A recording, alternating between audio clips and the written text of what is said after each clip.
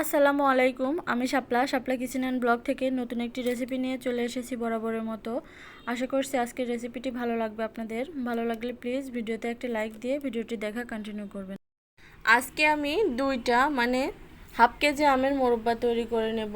তো এভাবে কিন্তু আমি কেটে ধুয়ে পরিষ্কার করে নিয়েছি। তারপর ইচ্ছে মতো এভাবে ছিদ্র করছি।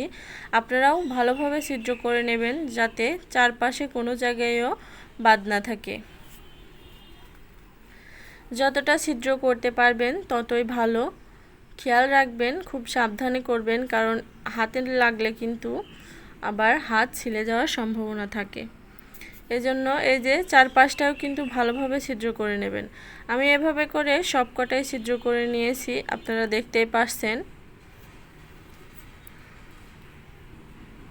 ক্যামেরায় কতটুকু বোঝা যাচ্ছে জানি না, তবে আপনারা যথাসম্ভব চেষ্টা করবেন সব জায়গায় ভালোভাবে যাতে ছিদ্র হয় সেদিকে খেয়াল রাখতে।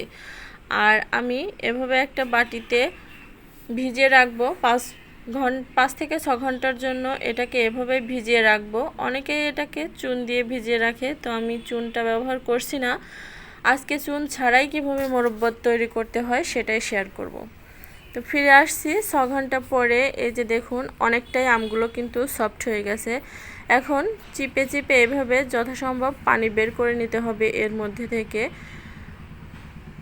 আমি সবগুলোরই এভাবে পানি বের করে নিচ্ছি।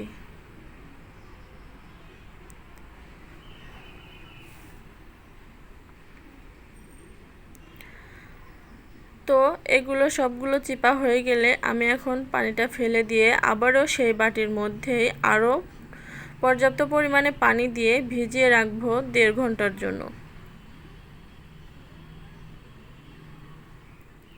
ফিরে আসছি 1.5 ঘন্টা পর। এই যে 1.5 ঘন্টা পর আমি চলে এসেছি। এখন অনেকটাই সফট হয়ে গেছে আম। খুব সাবধানে এখন এভাবে চিপে চেপে এর মধ্যে থেকে পানি বের করতে হবে।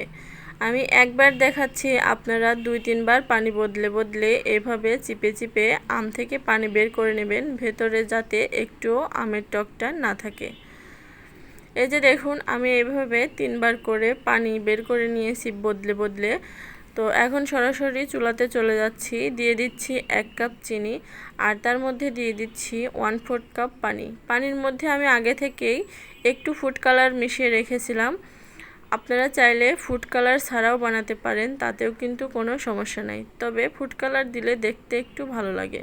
আমি আরও একটু ফুড কালার দিয়ে দিচ্ছি, আমার মনে হচ্ছিল একটু কম হবে।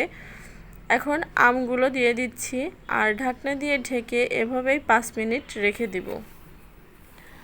আর চুলার হিটটা কিন্তু একেবারেই মিডিয়াম টু লো হিটে রাখতে হবে, কারণ বেশি হিটে রাখলে এটা পুড়ে যাওয়ার সম্ভাবনা থাকে। আরও একবার উল্টে পাল্টে আমি এখন আরও 5 মিনিটের জন্য ঢাকনা দিয়ে ঢেকে রেখে দিব। এই যে এভাবেই উল্টে পাল্টে আপনারা 5 থেকে 6 বার উল্টে পাল্টে এভাবেই রান্না করে নেবেন। তো এই যে দেখুন, আমার মোরব্বাটা রেডি হয়ে গেছে। আমার একটু নিচে ধরে গিয়েছিল অসাবধানতায়। আপনারা চেষ্টা করবেন চুলার কাছে থেকে এটা রান্না করার। আর এখন আমি সার্ভ করে নিচ্ছি। দেখে নিশ্চয়ই বুঝতে পারছেন এটা কতটা সফট আর লোভনীয় হয়েছে।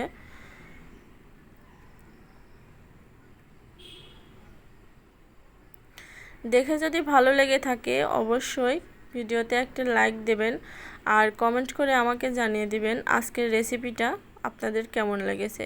আর আমার চ্যানেলটা যারা নতুন ভিজিট করেছেন অবশ্যই চ্যানেলটাকে সাবস্ক্রাইব করে পাশে থাকা বেল বাটনটি অন করে দেবেন। পরবর্তীতে ভিডিও আপলোড করলে তাহলে নোটিফিকেশন খুব তাড়াতাড়ি আপনাদের কাছে পৌঁছে যাবে। আল্লাহ হাফেজ।